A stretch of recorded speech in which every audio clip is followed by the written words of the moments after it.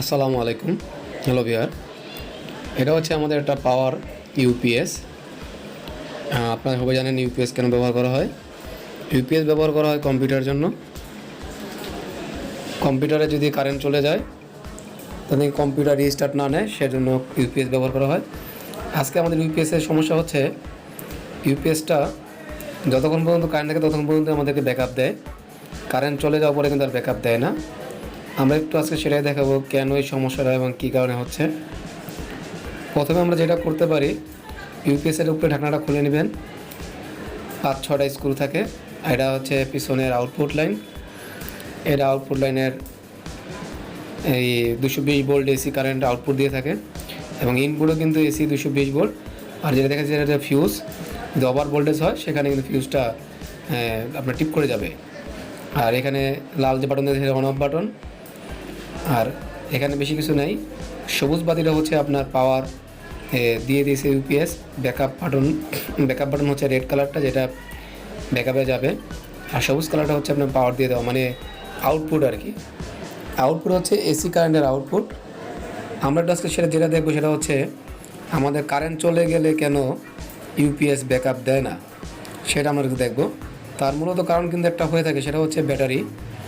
আপনারা জানেন ইউপিএসের মধ্যে একটা ব্যাটারি থাকে 12 ভোল্ট 7 অ্যাম্পিয়ার। এই ব্যাটারিটা কি হয়ে থাকে, দীর্ঘদিন চলার পরে এই ব্যাটারিটা কিন্তু নষ্ট হয়ে যায়। আমরা দেখব আজকে সেটা যে ব্যাটারি থেকে চার্জ হয় কি না।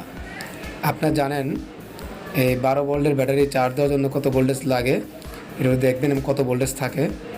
আমরা কি করব, প্রথমেই আমাদের মাল্টিমিটারটাকে ভোল্টেজে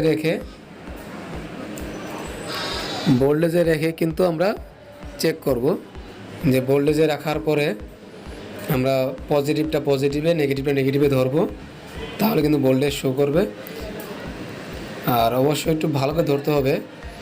জানেন যে আমি এক হাতে ভিডিও করতেছি, আমি এক হাতে ধরতেছি, যার কারণে একটু সমস্যা হচ্ছে। আর যদি কারো বুঝতে সমস্যা হয় অবশ্যই কমেন্ট বক্সে কমেন্ট করবেন। আপনারা দেখতে পারবেন ভালো করে লাগানোর পরে কি হয়। আগে ভালো করে মিটারটা লাগাইতে হবে। দেখতে পাচ্ছেন এখানে 13.90 ভোল্টেজ দেখাচ্ছে। আপনি দেখতে পাচ্ছেন এখানে কিন্তু 12 ভোল্টেজে কোনো ব্যাটারি বা চার্জ করতে গেলে 12 ভোল্টেজের উপরে চার্জ ভোল্টেজ লাগে। 13.91 ভোল্ট দেখতে পারতেছেন। এটা কিন্তু আমাদের 13.91 ভোল্ট ট্রান্সফরমারের পরে আউটপুট ভোল্টেজের। তাহলে আমরা বুঝতে পারলাম এটা কিন্তু ব্যাটারিটা নষ্ট। ব্যাটারি চার্জ হয় কিন্তু ব্যাকআপ